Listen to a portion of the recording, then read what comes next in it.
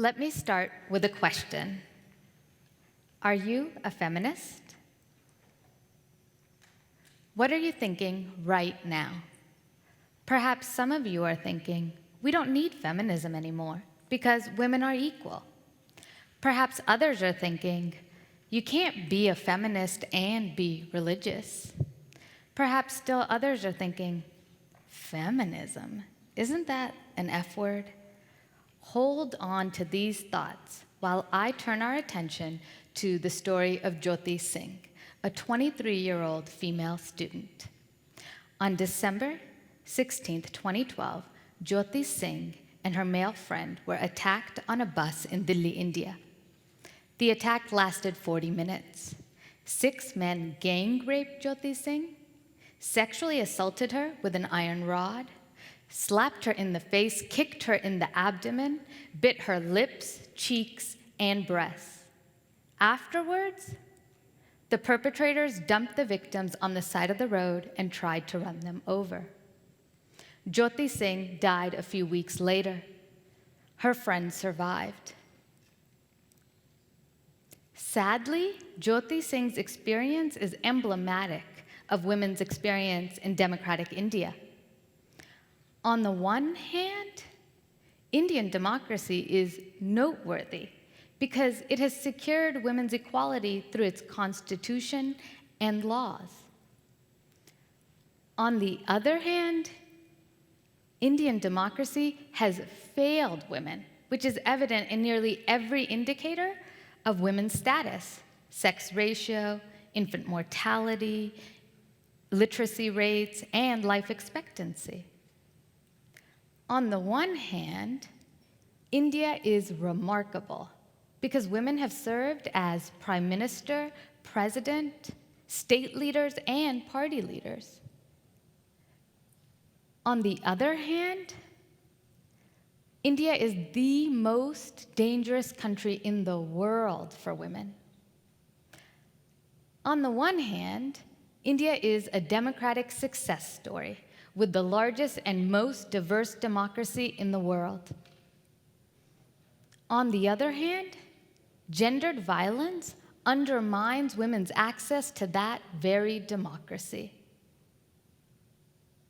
Given these contradictions, my research asked, why do we find pervasive gender-based violence in India when the Constitution is committed to gender and caste equality?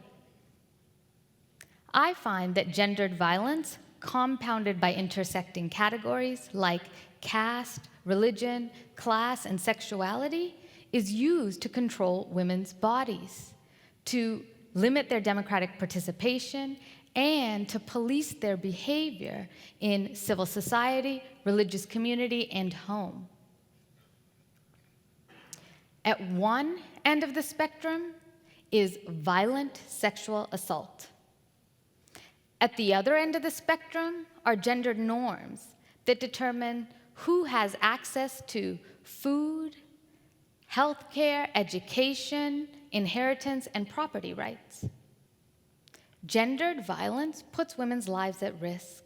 It causes them to be second-class citizens. Put simply, gendered violence robs women of their right to live freely as a citizen in a democracy. So how do we fix this?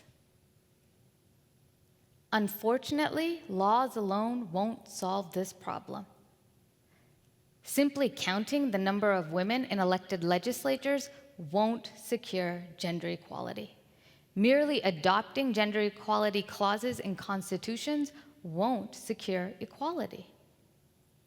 The contradictions I describe are not limited to India.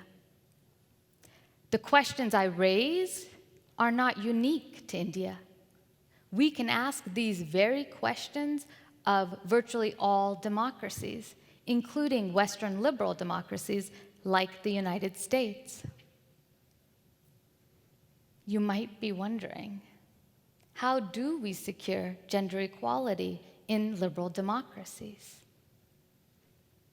I answer this question by moving beyond the realm of state and law. I answer this question by examining civil society, religious community, and home as potential sites for gender equality. I find something surprising, something most scholars of Indian democracy wouldn't anticipate. I find that religious spaces can be sites for democratic participation. Some Indian women link gender equality and religious freedom as shared goals. Through their participation in devotional organizations, these women access public spaces, forge solidarities across differences, and create more egalitarian relations. This means that feminism and religiosity aren't necessarily opposed to one another. Rather, gender equality can be achieved in both secular and religious spaces. I stand here before you because gendered violence for me is not an abstract concept. It is a lived, embodied experience. I too am a victim. I talk back because I believe that women's lives should be free of violence. I talk back because academic accounts of gendered violence fail to tell the full story. I recount the details of Jyoti Singh's horrific murder because it reminds us that lives are at stake, because it highlights for us the profound tragedy of paradoxical democracy. If you too believe that women's lives should be free of violence, then you might be a feminist. If you too grieve for those harmed and killed by gendered violence, then you might be a feminist. Yes, you might be a feminist. If you think that women should be able to participate fully in democratic societies, then you might be a feminist.